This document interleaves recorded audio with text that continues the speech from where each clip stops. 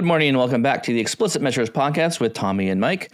Hello, everyone, and welcome back to the show. Oh yeah! What are you doing? The Kool-Aid Man? Is that Hulk Hogan? You know, I think that was a mix of Hulk Hogan and the Kool-Aid Man. That's something that only 80s kids will know, I believe. I think that's what it was. And appreciate. True. Today's is a recorded episode, so today's episode will be recorded item. Today we're going to talk about a wonderful article that was written by Daniel O'Kerr around measure shenanigans. He just kind of goes into the deep abyss of measure totals don't always add up at the end of a table. So really good article, very well written, lots of good examples. We're going to unpack it here on the show. We're going to go through it and just talk about measure totals and why it's such a hot debated topic inside the community around Power BI, and just kind of how to update our mental thinking, update our mental model around what what totals are doing and why they sometimes appear to be off, which I think is very important for us to understand, especially as we do data modeling and go a bit more just beyond building the report pages, actually making our own measures and making our own semantic models. Okay. That is our main topic for today. But before we do that, I have a really great news article. Tommy, do you remember when we talked, I think it was after the Microsoft Vienna FabCon event, there's an announcement made that Dataflow's Gen 2 is getting a huge super boost of speed. And in addition to that, it's going to make the efficiency of that be much, much higher.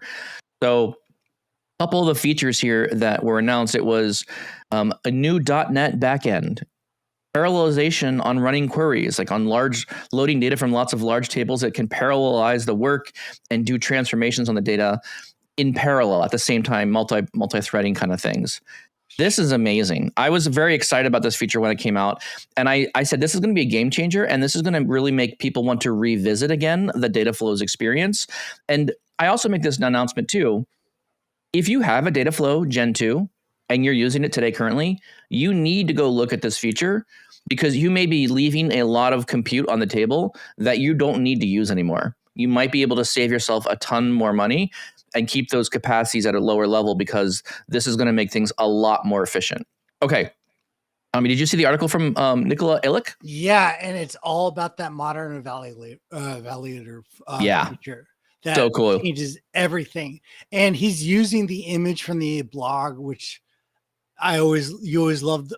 Any new technology when they show a graph comparing previous is my favorite thing in the world because it's just so pretty. But it actually does make it different. So that modern evaluator and partition compute feature now execute parts of that transformation logic in parallel. So you're not spending as much time to complete.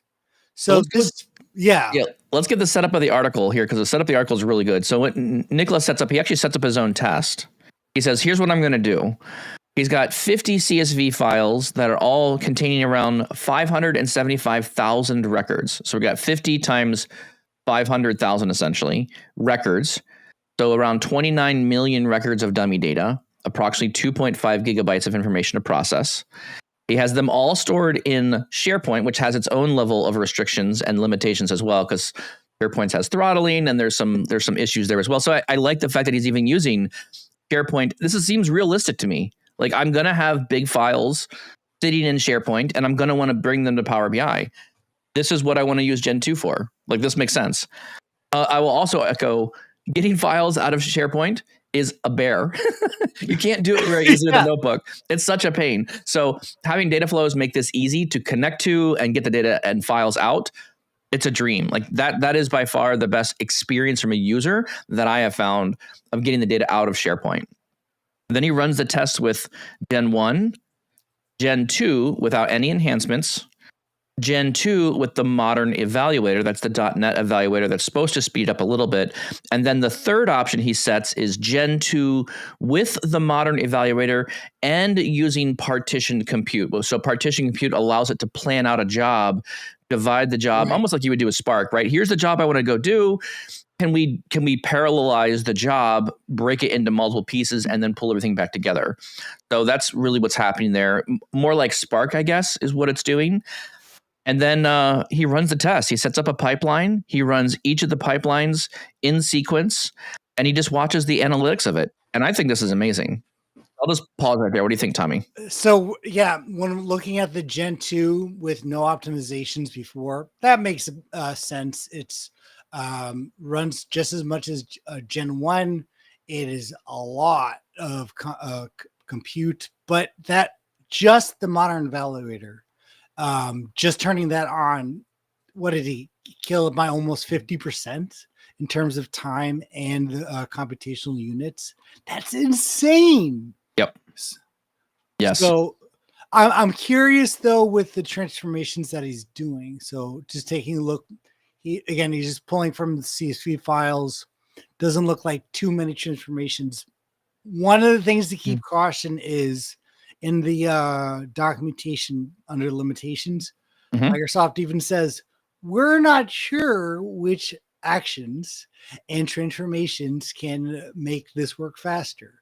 We're not sure that some of these may make this go really slow at your own risk. Yes.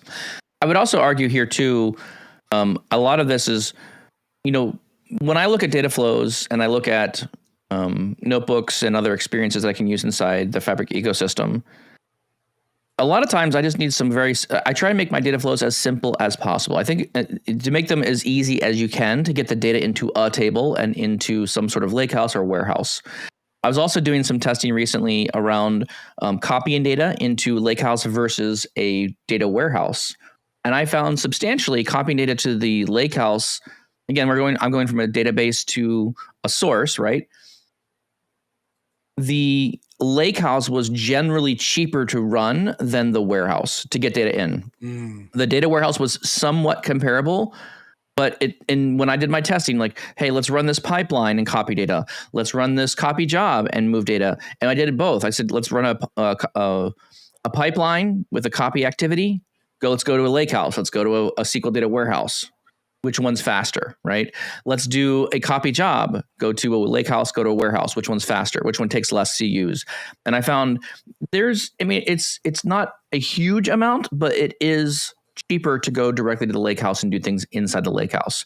It does come with its trade-offs, but it seems to me like when I'm looking at the surveying the landscape of what things are out there, your data source of where the destination data goes as well will even have an impact on how well or how efficient these things are running.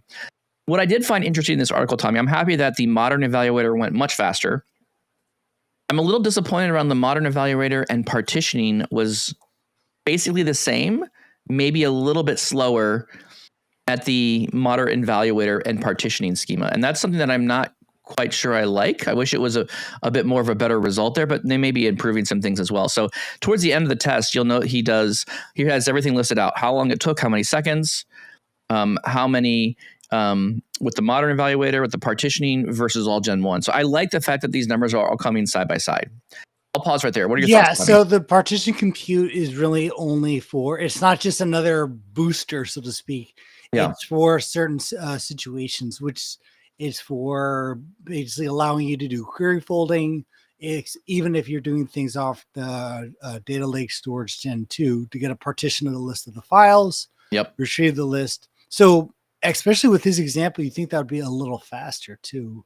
But I guess I think the point here though is you have to test it. Like this is something where it's an easy check of a box when you're doing your loading process on whatever you're doing. Once you have hit like equilibrium, I'll call it, right? Once you've done a load once or twice and the data gets in, you may want to go check these options. It's no other cost.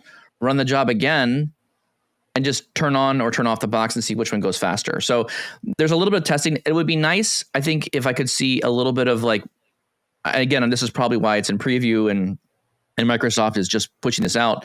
There may be some guidance at some point in the future. It'd be really nice, Tommy, if we ran a job in Data Flows Gen 2 and it recommended to me, hey, Mike, I see you're doing something that would be really good for the modern evaluator. Yeah. We recommend you check this. Would you like us to check this option? Yes. Hey, Tommy, you're doing something that looks really good, and we know that the performance of this would likely improve if you're using partitioning. Do you want us to use modern evaluator and partitioning? And you just say yes, and you watch the results. So I do think Microsoft will need to gather some statistics on this over time and figure out what patterns work well when using this. And I'd really like those recommendations back to us so we can see how that's running. Yeah, it actually even says this would be easy for them to implement a Copilot, but under the partition compute documentation considerations, not necessarily limitations. For best performance, use this to load directly to staging as your destination or to a Fabric warehouse. Use the sample transform file function from the combined files. Partition compute only supports a subset of transformations. Yep. And finally, it's recommended that you choose partition compute when you have sources that don't support query folding. So makes sense. Kind of, yeah. But the real all-star here is the modern validator, which I'm assuming is probably just going to be default in Dataflows Gen 2 at some point. I hope so. I mean, that makes, honestly, Tommy, that makes the most sense, right? If you're with one click of a button and it just lights up a lot of performance across the board, like that should be just the default option. I shouldn't have to go in and tweak things. One other thing that I didn't see in the article as well, that I know that is an impact here, is the V ordering. So I know that when you do compressing or bringing data over to the lakehouse, there's this concept of storing it in columnar storages. And I didn't see anything in the article that talked about the V order. You know what I'm saying, Tommy? Yeah, I remember that. I'm looking at the documentation here. So we have the modern validator. I think the screenshots, let me just double check the screenshots here, because this is a performance tuning capability of the data flow. So let me just give you some other notes of what I'm thinking here. Right, so people understand what we're talking about. When I do a write data into the lakehouse, you can use the normal Delta formatting of just put it in however you want. Or you could do what they call a Z order indexing, which basically takes a column and sorts it sorts it, and then puts the data down and packs the files. V ordering is a VertiPack engine optimizer where when you write the data down, it packs the files the same way the VertiPack engine would pack the same files in column restore. That way, when the Power BI model reads the files, it doesn't have to resort files, doesn't repack anything. It just reads them directly and knows, oh, I know how these files are optimized. I'm just going to be as performant as it can. So the V ordering is like a very specific, if I have tables coming to a lakehouse that I'm going to go get into a semantic model, V ordering is where you want to apply that information. Does that make sense, Tommy? Yeah, but I don't know where that would be available in the data flows, like in the options settings. I don't think it is. So this is my point. Sometimes in data flows. So this is one of the features that I think is a bit hidden in data flows. I don't even know if you can turn it off. I don't even know if you can write data to a lakehouse. Is it just a setting in the code? This is where Alex Powers would be really nice here. Maybe Alex, you could give us a note in the comments of, is there even an ability for me to turn off V order inside a data flows Gen 2? Because sometimes, again, back to the article's point here, right?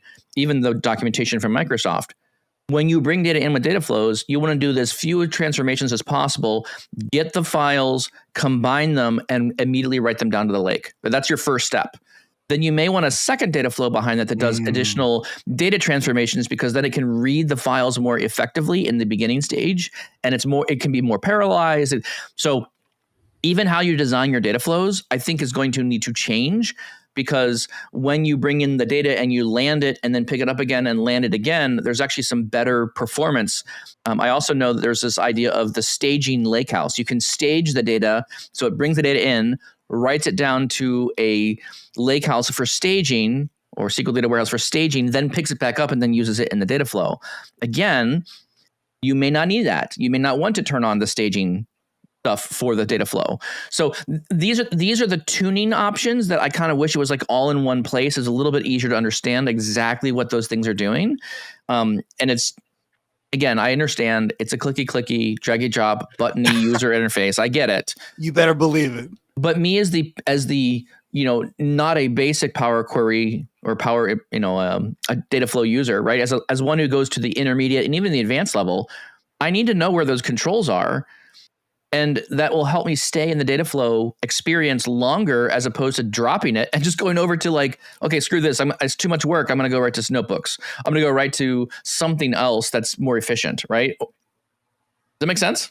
No, I mean, listen, dude, it's one of those things where we talk about this all the time. easy, nice, clean UI. However, with a nice, easy, just start connecting the data, there's a lot of considerations that usually these settings and a lot of other tooling is written in code, Yes. right? So, Yes. and if someone actually saw V index and I had a slider, they wouldn't know what to do. And again, there's just a lot of testing with this. So we're still dealing with enterprise level tools. All right, that's enough for my first one. I have a kind of a bonus one here for you, Tommy. Okay. This is about AI, and you're gonna love AI because you just love talking about AI. Okay, so I was talking with my team internally about some projects we're working on, and we're using AI to help us generate code. And what we have found, we've had some instances where our engineers have built something for like a day. Like we've worked with AI, we've had it write some functions, we built some things, and it changed like 15 files, lots of things, doing all this changes inside our data, our software basically.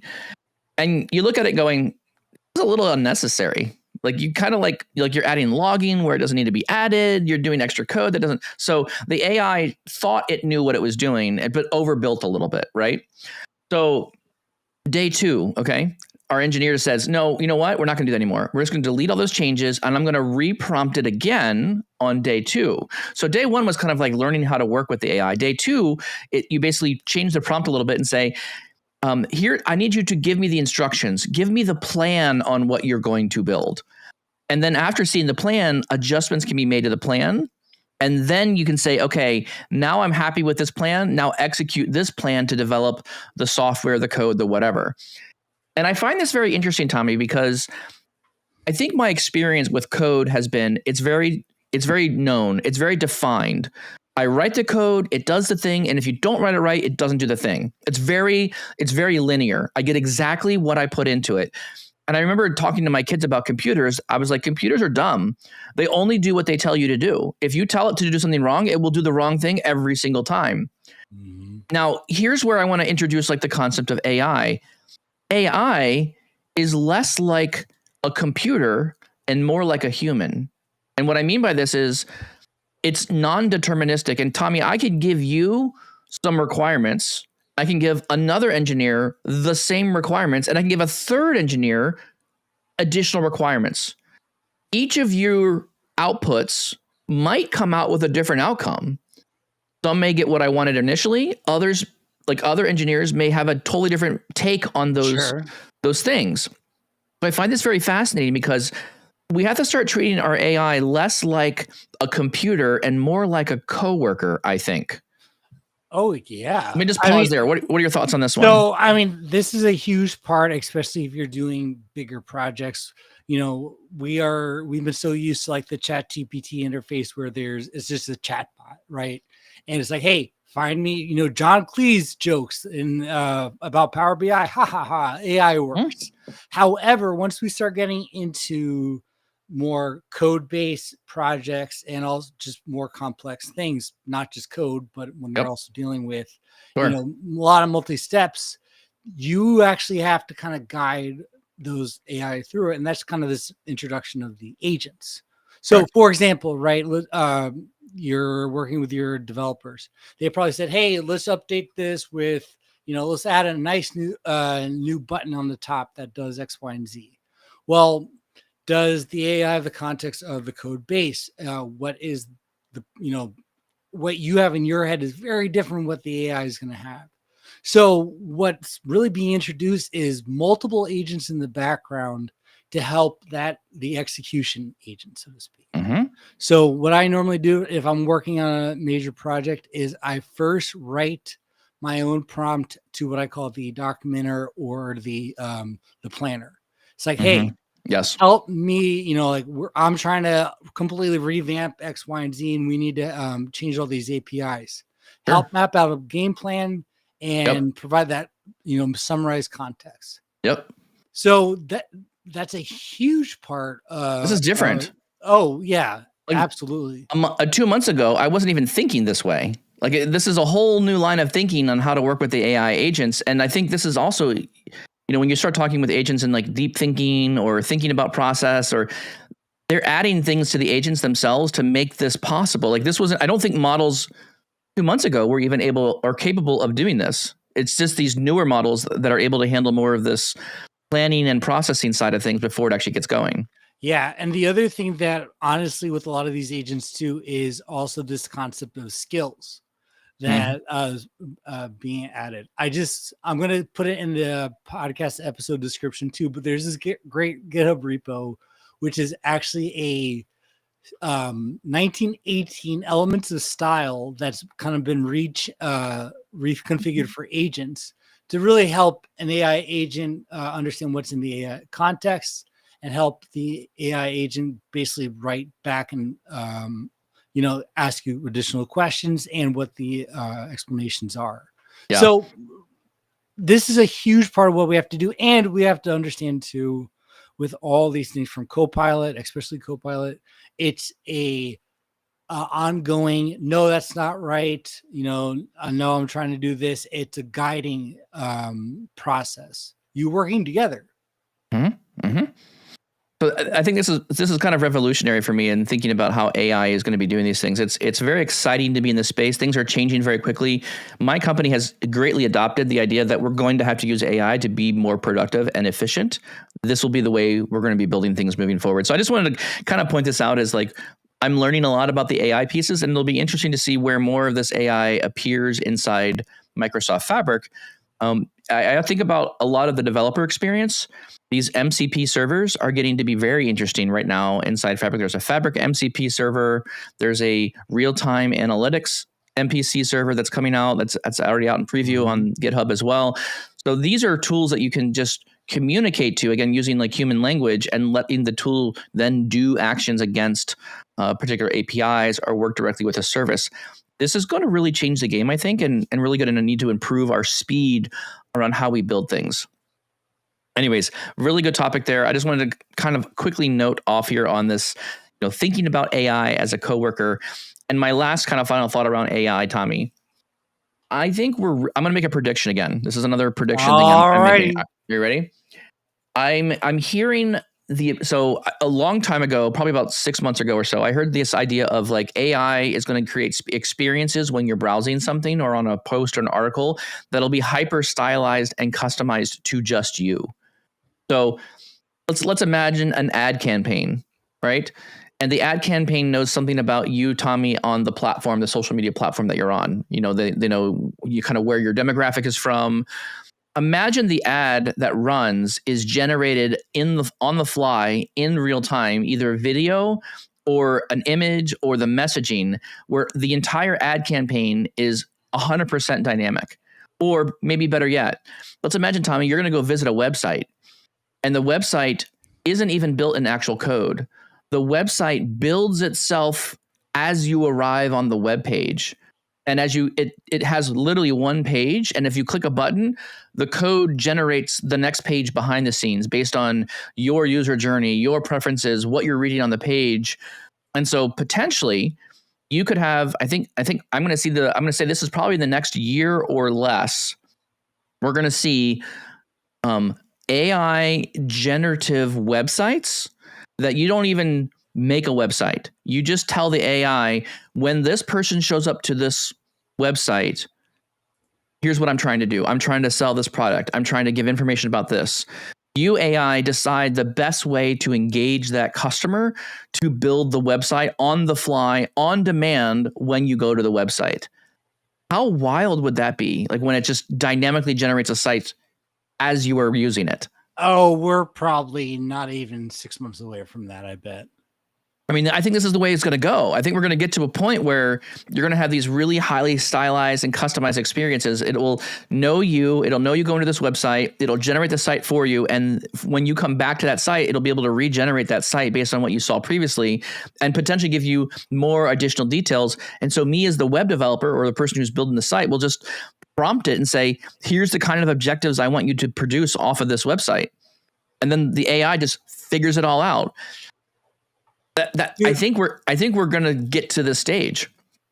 I just saw something on GitHub too. Is simply a browser based tool where Your AI can control the web, and it's also Yep. with the MCPs too. Strawberry, I think is what I think I saw the same advertisement. The AIs are listening to both of us, Tommy, because they both know we're talking about AI. I think it was like a Strawberry browser, I think is what I think I saw. There's one, Perplexity, the Perplexity search engine. Yes. They have a browser called Comet, which actually will like, hey, book a hotel for me, and just run yes. it. So Strawberry is in beta right now. It's the self-driving browser. Strawberry brings intuitive AI automation to your existing workflows. And you basically get a browser and you build agents inside the browser that do things. Hey, I want you to go recruit people off of LinkedIn. Go scrape these pages and put them in Google Sheets. Or like it's getting crazy what's coming out right now, Tommy. And I think we're at a point in this moment, what I see is there's so many new technology pieces that are coming out from these large language models that everything is like awash with just new ideas, and we haven't quite had the consolidation effort. Sorry, last thinking point around this, Tommy. I have one more here. Did you see that DBT got bought out by Fivetran? No, I did not. So I believe there's an article that just got announced. DBT is database tools. By I think it's Fivetran. And I think what's happening, Tommy, and I just saw an article on this one. DBT Labs is an open source database tools, I think is what it's called, is how you say it. They have just recently been bought by Fivetran, which is not an open source tool and is a company for profit. I think we're starting to see these. We had a proliferation of data tools. I think we're starting to see, Tommy, a consolidation of resources now. These big corporate companies are coming in and buying up these smaller companies and absorbing them into their code base. I think we're going through consolidation. I think organizations and people want not 1,000 little tiny tools all sticking together. They want one consolidated tool that does all the things. Mm-hmm. And this is what I'm seeing inside Databricks. This is what I'm seeing inside Snowflake. And it also definitely feels like we're seeing the same thing inside Fabric. So I think there's a trend happening here where we had so many proliferation of tools. We're now seeing the market starting to contract, and companies aren't as interested in buying all the tools. They're looking at buying the one tool that does all the things they need to do. And I think this is going to be a trend for the next year or so. We're going to continue to see a consolidating of tooling down to just a single set of all-inclusive, does everything type tools. Dude, I think we're basically getting there now too. With Claude, you can basically connect to all of your Notion, your Outlook, everything can just basically easily go through the chat. That was actually Kurt Bueller's mention on his AI agents article on the SQL BI, how Claude could actually connect to Fabric. The last thing I'll say from the AI side, and then I think we need to jump in here. Yeah, I agree with you, Mike. Claude can now actually generate PowerPoints, Word documents, and Excel. I know. This is crazy, Tommy.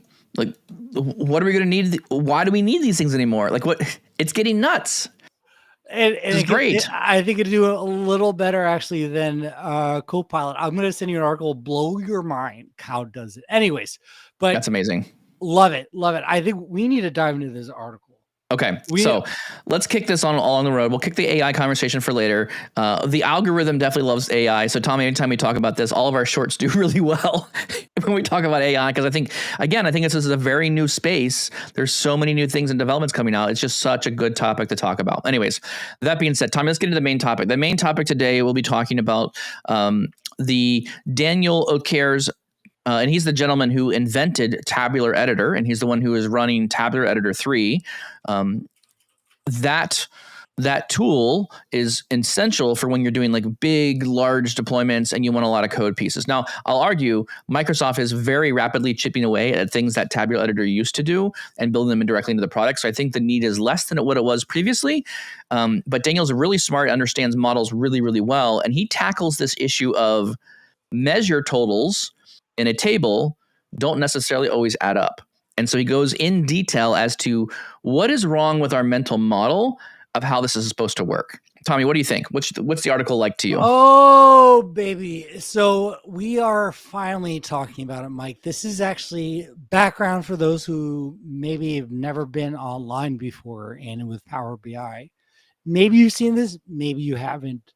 However, there's been a few people on the webs, on the internet, who have really been, how do you say, making noise about measure totals. And measure totals simply, if you've worked in DAX, you understand that I can put together a table, say some, year to date. Each number is right for its context on its particular row or field, but the actual total of that table would look dead wrong or absolutely completely wrong. I'm going to refrain from saying wrong. I'm going to say not the desired results. So some people on the socials have really made a fuss and noise to say this, we need to fix this. This is ridiculous. How can Microsoft allow this, their enterprise product get released with having wrong measure totals? And not sure where you've been on that argument, but I think we've both been on the same side of things. So back and forth, you've seen a lot of people comment, and when you see people post about it.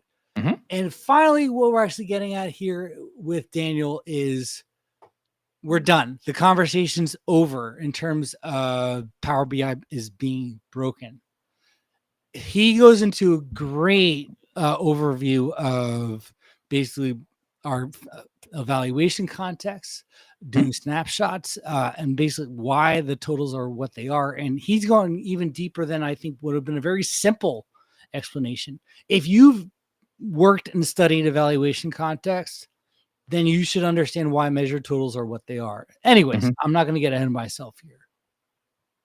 I think this is a great article. And again, I think it unpacks a lot of these challenges because I think there's a misnomer a little bit. I think the total on tables, the DAX measure is doing things correctly. It's removing filter context. But I think one of the weaknesses that I see when users are looking at tables and trying to unpack, like, why does the total match or not match? I think it really goes back to understanding when you look at any number in any visual, can you identify the filter context? What is influencing that number to result in that value? And I think for me, my mental block was once I understood that, the total is the sum of the entirety of the model where this measure applies, and filters were applied to it in various places. So, the row level detail is a filter that's being applied to the data to calculate that number. But then when you get to the total, you basically have no filters except what's been applied to the whole page or the whole visual as itself. So you can get yourself into situations where the totals at the bottom don't actually match what you're seeing inside the table itself, which to me, that was an unlock moment. That was the moment where I was like, oh yeah, this makes a lot of sense. The other situation that I think gets a lot of people confused is, and I see this a lot with larger or more complicated data models, granularity of the data, different granularities, very difficult to deal with. And so I've had a lot of conversations around people, why doesn't it work right? And why can't I get this number? There's this concept of I'm trying to report on a granularity that's higher. There's more detail than like my summary, right? So I have let's give me an example here. I have a budget. My budget is at the monthly level, but I have data down to the daily level. And so often, sometimes you have to remember to aggregate or roll up the daily numbers, the daily projections up to monthly, then you can compare kind of apples to apples. The grain of the data is the same. And so for me, a lot of challenges come with people when they're trying to join different granularities of data. And it's not their fault. It's just the way the data comes to them. Sometimes the data comes to them with the wrong grain of information in it. And the DAX gets so incredibly difficult to compare. And so we solve a lot of those problems with like ag tables and other tables in the middle that allow you to do proper comparisons against the information and the data. So those are the two main problems that I think I've kind of struggled with and kind of had to unpack. And those are clearly kind of outlined in the article here. He talks about, non-additivity. He talks about an inventory example. He also talks about the many-to-many relationships, which frankly, Tommy, I avoid many-to-many like the plague. I only use them when I need to have them. I really dislike the many-to-many relationships because I feel like it just makes my head melt. And I'm like, I don't understand what the heck it's doing. First off, many-to-many is not the only way you're going to run into this situation here. So I appreciate that Daniel is going through that with the many relationships. But again, he's just trying to be comprehensive. If you're looking at this and you're saying, oh, good, I don't have to worry about this at all because I never use many, so all my measure totals are going to be totally fine. That's not true at all. So I think this is why this is a conversation to me about a misunderstanding of how context actually works. And that's where this kind of begins and ends, Mike's. So I really liked the example in the many-to-many relationships. That one made a lot of sense. I liked his example. I liked the tables that he showed. I liked the tagging, and you have to sit there and look at it for a bit, but you can clearly see where the totals are coming from and why it's aggregating something differently across the two tables, because it is doing what it should be doing. The numbers are exactly right.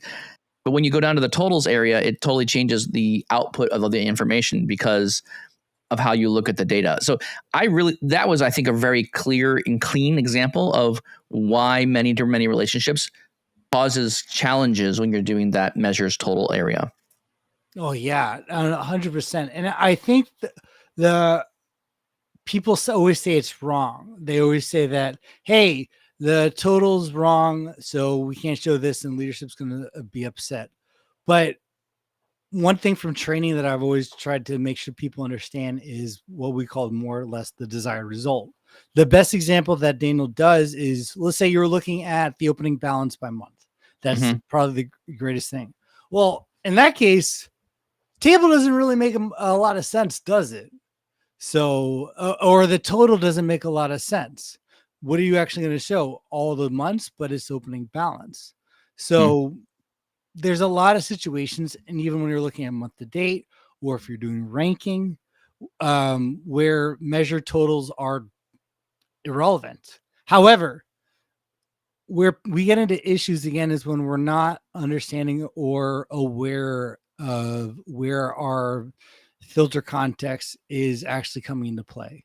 One of the examples that I always do during training when we do our advanced stacks is I show our sales year to date based on a date table and sales year to date based on the fact table.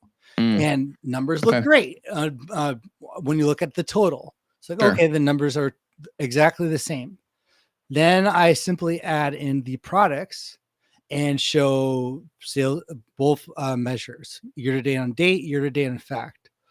And then you start noticing these weird issues where some of the products for the normal one we do is blank, but there's a number showing for that product based on the fact table. How can that be? Why are the totals exactly the same still for both measures? And I always try to get people to try to answer that.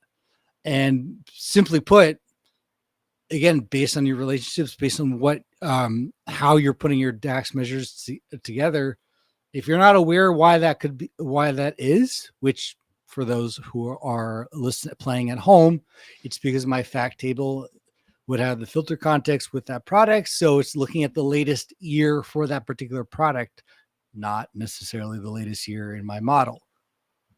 Again, you might not know that if you're just writing some simple DAX measures, but even if you're well in the game, we have to be aware of these things. And to me, I don't know why people are getting so emotional about this, because to me, that sounds like you don't understand exactly how the evaluation context actually works. That's the key. I think people are getting so bent on this idea is because their mind is looking at the simple solution. And there's a lot of argument here. At the very bottom of the article, I think Daniel does a really good job of just kind of like doing a quote unquote summing it up. He's a little play on words there, but I liked his kind of wrap up here. When totals don't add up, don't blame the product. Look inwards. Try to understand the intricacies, and I would add here the intricacies of your data model. What are you doing? Is it the granularity? To your point, Tommy, am I trying to summarize something that has a relationship where there's missing data? There's a lot of bad data that shows up in models. So if you have a blank record in your fact table that is not contained in the dimension table, and you're using the dimension table, your dimension table won't be able to filter all the correct information, and you won't see it correctly in the report. So there will be there's blanks in there that don't have relationships. They call that a what's this term for that, Tommy? I forget. I'm blanking on the name here. When you data integrity, is it referral? Referential integrity. Yeah. That's important. So referential integrity, saying that all the records in the dimension table are all contained in the fact table. That way, there's no missing blanks between the two relationships. That's what causes problems. And people get I don't understand, why is it not work?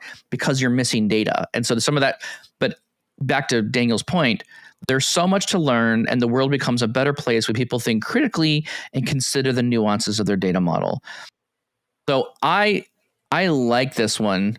And at the very end, he just says, well, if this is too much for your head, don't. He goes, or don't, and just use your Excel instead, which gives you instant gratification on the sum of the total. The rows is actually the total, no matter what you're doing there. So I thought that was kind of cheeky and very fun there as well. You know, if you're stuck in the Excel mindset, and to your point, Tommy, I think this table experience is coming from an Excel mindset. I do a sum. The sum is clearly of the rows. I'll pause right there. I have a question for you, Tommy, but sure. I'll pause right there and just kind of get your reaction to my statements. Yeah, I think I would completely agree, even though I know some of the people who've been commenting have been doing Power BI for a long time. Yep. But so it is always striking to me when I do see this start kind of ramping up on the comments and the post online, because I don't want to, here's my hot take, Mike. If you're trying to put just a random post going, measure totals are wrong, even though that's clickbait. You're doing clickbait. Because main takeaway already, Power BI tools are not broken because it's behaving based on your filter and evaluation context. Yeah, so that's my first takeaway. Mike, what's your question for me? So my question is, where does this fit in the context of visual calculations? So I didn't see a whole lot of information inside this article that's talking about in visual calculations. Because my understanding is the visual calculations, does that solve this or not? Honestly, dude, I am not entirely sure, because visual calculations doesn't use, if I'm mistaken, filter context like a normal model, correct? Well, yes. I mean, it doesn't, the measure, well, so let's say it this way. A visual calculation only sees the data that's been presented to the visual. So there's DAX that goes behind the visual that produces the numbers that make each row of data available. So if you're looking for like a running total, you can use a visual calculation to do a running total at the row level, and it will just total up the items and give you the total in the visual. So it's essentially, in some ways, it's actually more efficient, because I do want to aggregate all the data from the model, produce a handful of rows in the visual, and then summarize the data inside the visual, as opposed to doing some more complicated things. So I like visual calculations for that purpose.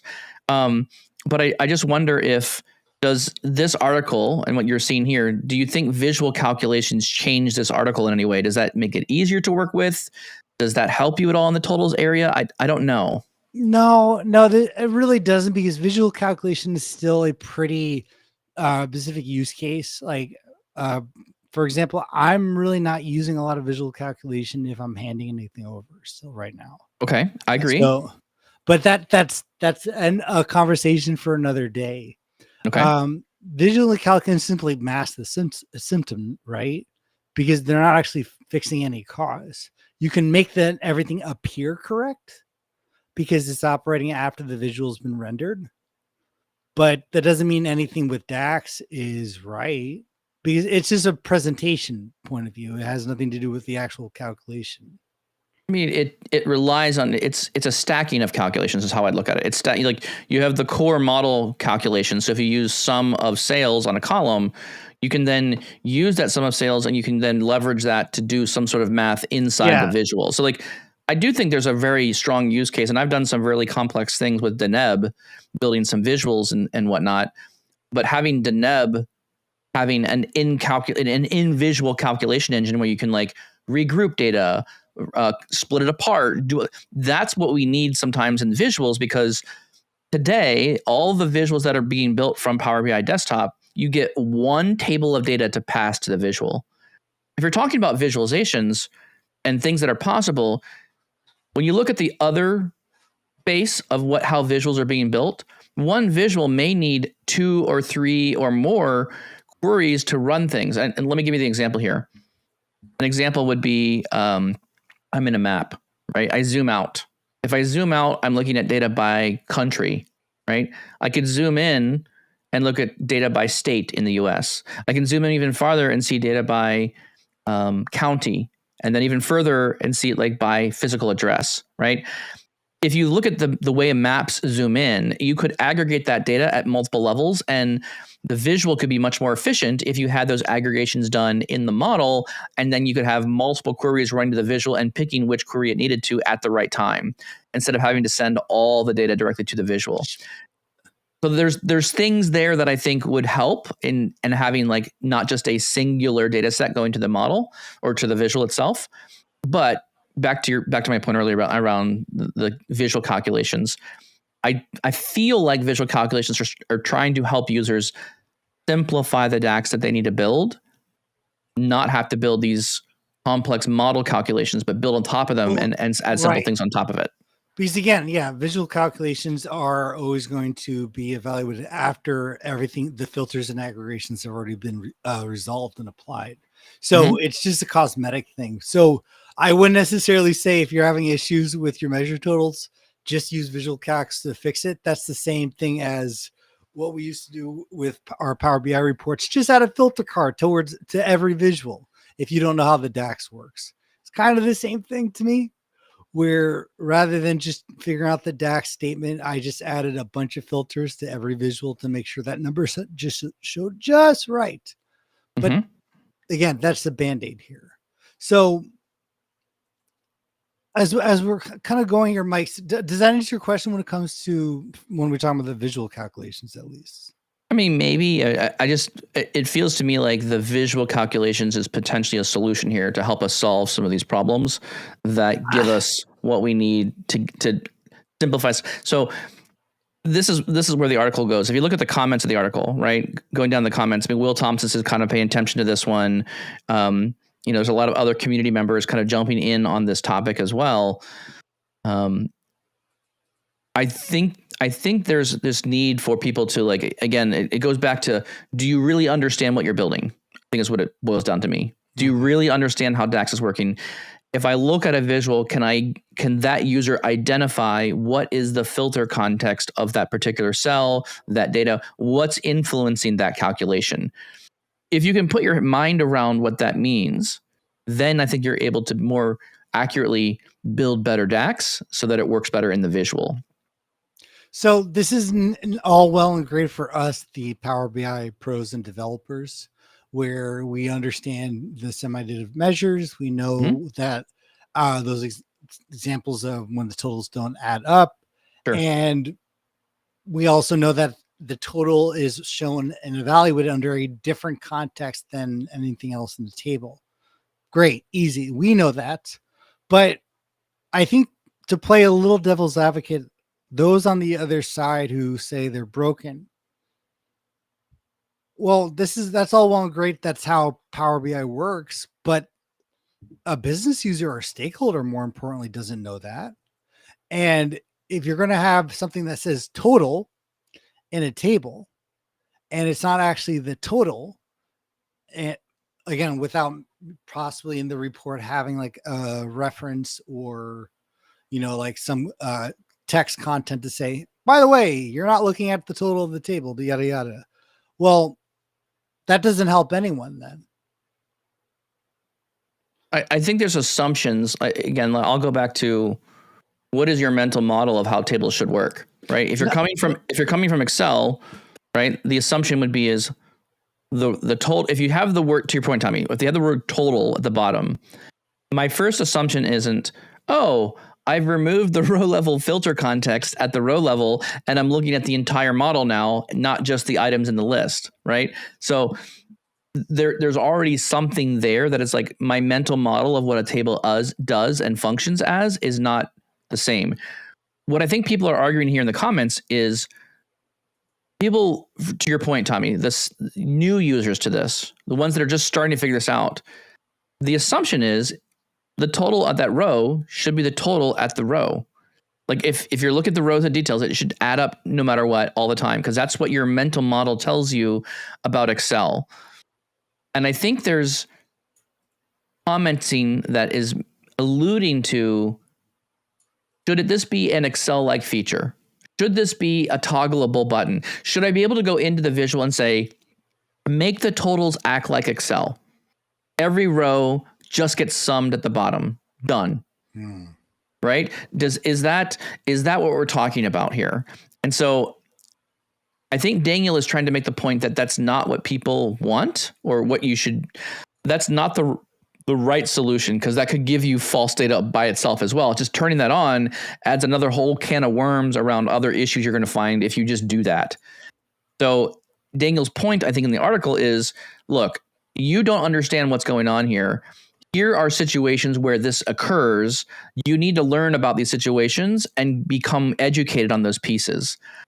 So I guess my question to you, Tommy, maybe is, what's the balance between brand new users who are just starting to use tables and understand this and starting to see these issues for the first time, and users who are more seasoned and experienced who actually understand what's going on? Like, how do we get you there? When does this occur?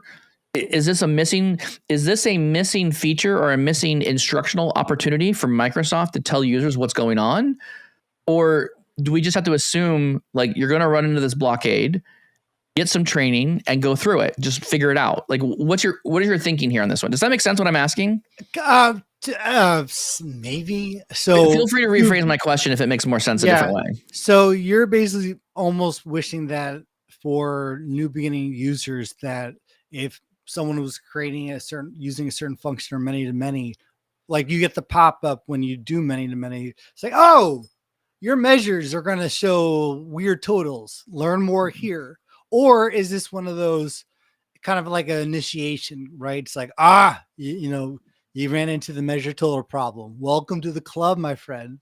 Well, so it's a transition between, like, I think it's a transition between, I'm a report builder and I'm just going to consume a model that's given to me, right? That's a certain level of knowledge to do that.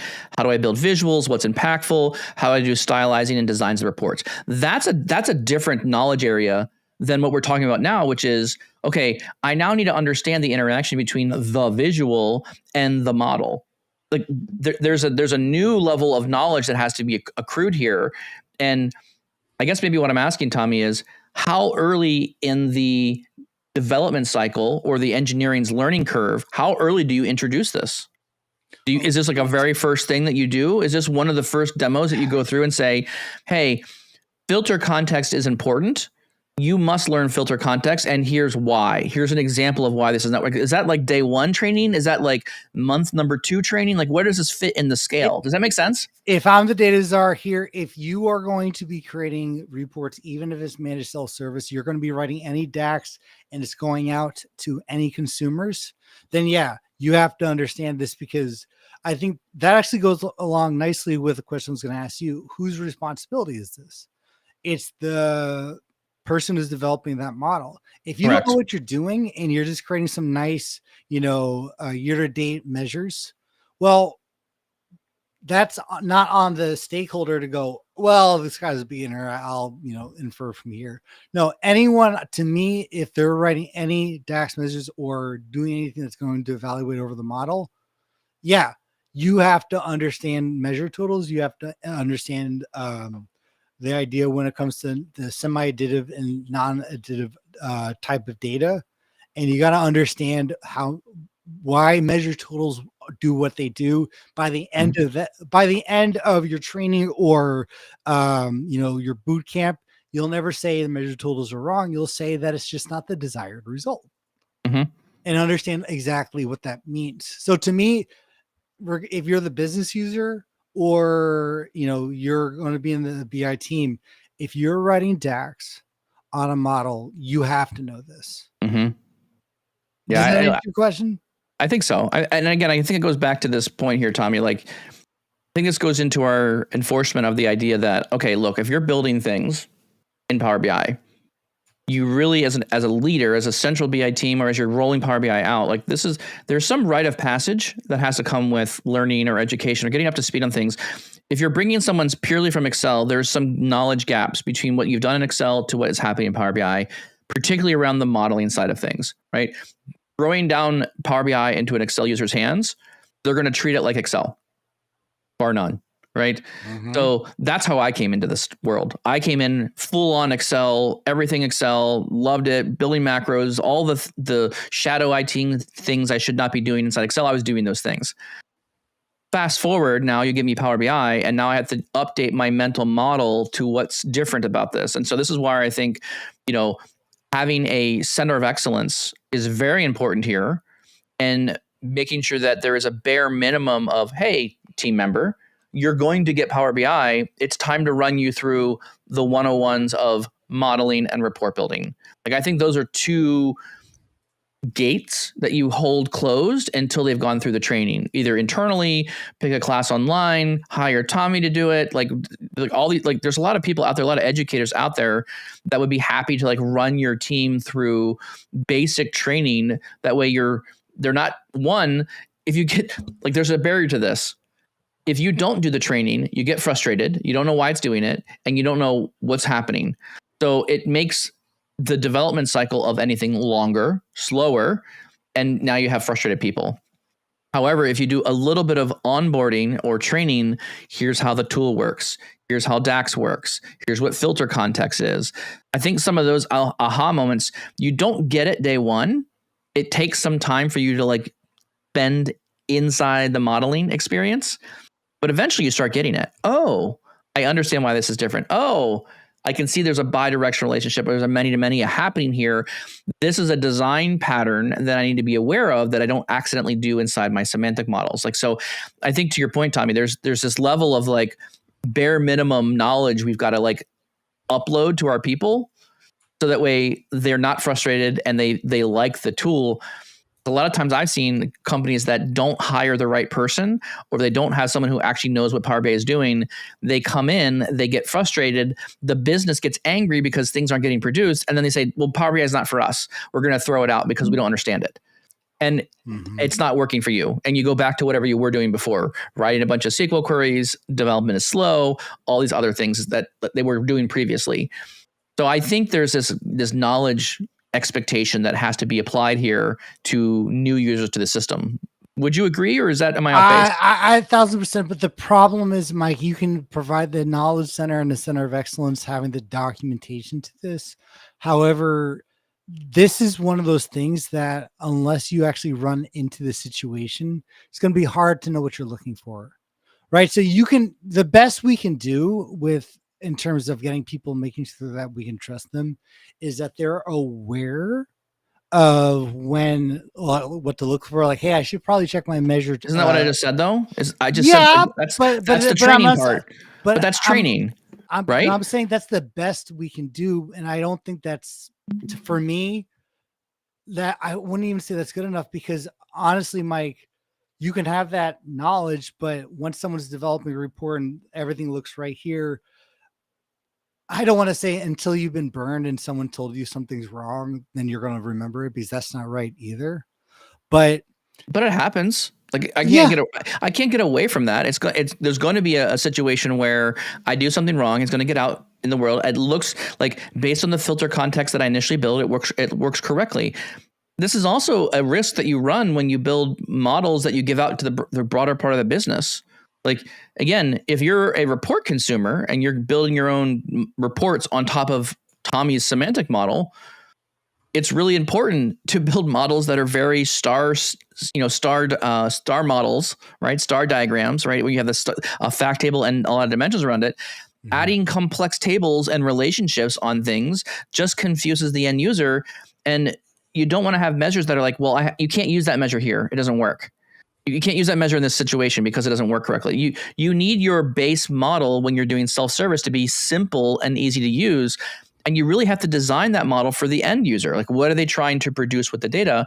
And focusing on a star model is really good to get started with. As users get more educated, or if you have specialized reports that need very specific things, now you can play a little bit more games with like more complex DAX.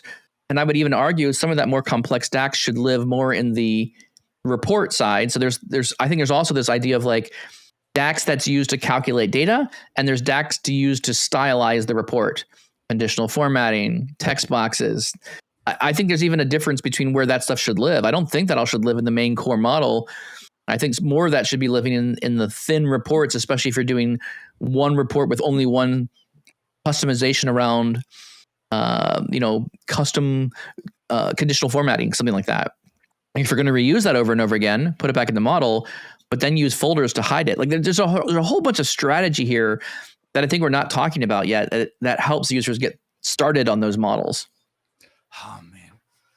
I think at the end of the day, if you are building reports and building models, Mike, regardless of how we have the training or set people up, we have to have the assumption and that they have the level of experience working in Power BI, right? And to actually manage these situations. It's not just measure totals. I think we're talking about here too.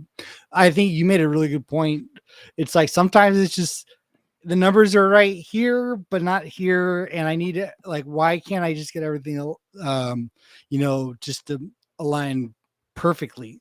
And I think we just have to, whatever our process is, if you are going to be my model builder or you're in analytics, just like I would expect you to know Python, R, or whatever, advanced Excel formulas, you have to have the experience in the background in Power BI. Now, if you want to build visuals, like you said, Mike, it's this, we're giving you a standard clean model. You can't break it. No. Yes, correct. Yeah. But I think for everything else, absolutely. I think regardless of what's in our knowledge center, regardless of what training people go through, we have to assume that they have this level of experience and know this. If they don't know measure totals can or like this situation can occur, they probably shouldn't be building models. I wouldn't go that. That's a very bold statement I think you're making. I wouldn't go that far. I think it's just I think you have to really consider the size and audience. Like everyone is on this journey. We've all been there. We've all made the mistake. We've all gotten this problem. Like we've already run into it. Tommy, you and I just ran into it like back in 2017, 2018, like as opposed to like other people now who are just starting to pick up Power BI. They're just getting into it now. So I feel like you have to give some grace to this. And I think the idea here is you need to at least educate people to let them know, here's some potential pitfalls that you're going to get into. When you see this, here's what it is. And I think it's just a lot of acknowledgement around realizing that when you do this work on models, these are patterns that you will see. You may not see them now, but you may see something like this in the future. And again, it's not my responsibility to make sure you do it right. It's my responsibility to make sure I give you the knowledge and information that you can lean on to educate yourself. Only you can train yourself. Only you can take the initiative to figure things out and learn them and understand them on your own. I can only bring you the water kind of thing. So to me, this is one of these situations where I'm going to bring the water to you, but you need to take the drink, learn it, and at least just stash it away in your heads for some time in the future. And then you may not even understand, you may recognize the pattern show up, but that's what the Center of Excellence BI team is supposed to be there for is, hey, I'm doing something in my model. It's giving me some weird results. I don't know what it's doing. I think it's related to measure totals. Can you help me? And then you bring in an expert, like someone who knows what's going on. Oh, yes, I can see your granularity is wrong. Oh, Do you really need this bidirectional many-to-many relationship? Is that what you require here? And so by unpacking that, you can then help them say, oh, now I understand. So you're right. But I think you have to be graceful here in this stance. You can't just say you can't do it because you don't know it. They have to be able to learn it, right? I mean, yeah. I don't understand why you're so hard on people. No. That's what happened to me. I think the biggest thing, that's what, I mean, that was our story, right? Dude, the first time, do you have a horror story with measure totals your first time you ran into that? No, I teach about it and I know that's there. I mean, I don't do Back a lot in of the day. Maybe, I don't remember. I mean, that's like 10 years ago. Like we've been doing Power BI since 2016, almost 9 years, 10 years now. 2015 is when we started, right? So we've been doing Power. Like I don't remember that. It wasn't burned in my brain that much. Now I know how it works, and I don't do that anymore. So like, I can identify it. I can fix it. I know what the problems like, and this is some of the reasons why I like not having very complex models. The reason why I like doing more data engineering and aggregating things up to the right granularity across multiple calculations. This is why I do these things, because I don't want to get into a position where I'm trying to do these really weird, complex aggregations of things. It's not worth the brain power to build really complex DAX to aggregate and pre-calculate. I'd rather have all those pre-calculated values happening outside of Power BI, Power Query, data flows, data engineering. I'd rather build that upstream and then really hone in on the final data model that supports the reporting. Dude, I remember, like you may not remember, but I remember the first time it hit me like a ton of bricks, where it was a sales year-to-date report, or like year-to-date previous year for the sales team, and everything was great. They're happy. And then one of the vice president of sales, like, hey, he was totally cool about it. Like, totals don't match up. Can you take a look at that? And went through shock, looked at the report. And again, this was early, and I'm like, everything looks right. Why is that total not right? And that first idea of the heck's going on here. So those were very green times, my friend. Those are the early days. And again, that's where like you're just trying to figure out like a lot of things. Well, things that I remember in the very early days were things like, man, I like working in Power BI with building like a data model and relationships way more than working in SQL. And I was thinking about all the SQL queries I had to build to like look at data and aggregate it and group it by something. And it was a lot of work. I had to write a lot of code just to get the answers out.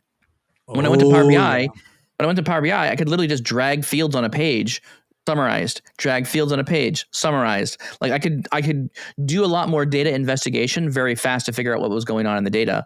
So I liked that part of it. And maybe for me, it was like, I had a lot of early aha moments of understanding. Like there's a difference between knowing how to use the semantic model and understanding how it works. And I do remember in the early days, I was working on heavy projects. I mean, you've done this, Tommy. You worked on a project so hard that you go to bed and you dream about Excel. You dream about the measures. You dream about what you're writing. Those are always the best. I wouldn't agree with that, but you work so hard that your brain's mentally consumed by the entire part of the problem. And I remember in those early days really like dreaming about DAX, dreaming about how the calculations were working, my brain was trying to just unpack and understand how it works now, which is, it was fun in those early days. I enjoyed that. And now I've kind of moved on, and I'm a lot more like, been there, done that, got the t-shirt. I don't really build a whole lot of models anymore. I do a lot more architecting and, fabric and big data migrations, lots of data. How do we load data in fast? How do we build things efficiently? So a lot more of my time now is consumed on the architecting side. I have team members that are all specializing in those areas now, more so than I am. Anyways, great article. I want to wrap up here. We've been over time a little bit. Thank you all for participating and listening to this podcast. I hope you are challenged with measure totals inside a calculated table. Hopefully that'll help you as well unpack a little bit of what's happening here. maybe we just talked in circles. I'm not sure if we actually gave you any actionable items out of this discussion today, but we hope you enjoyed it. That being said, if you want to watch these episodes, this is a pre-recorded episode. If you are interested in our channel, if you like what we're doing, we release these as soon as we record them on our members area. So if you go to YouTube, on our YouTube area, we actually have a membership area where you can get these episodes as soon as we record them. So we'd love for you to become a member and join our team in the Power BI Tips podcast.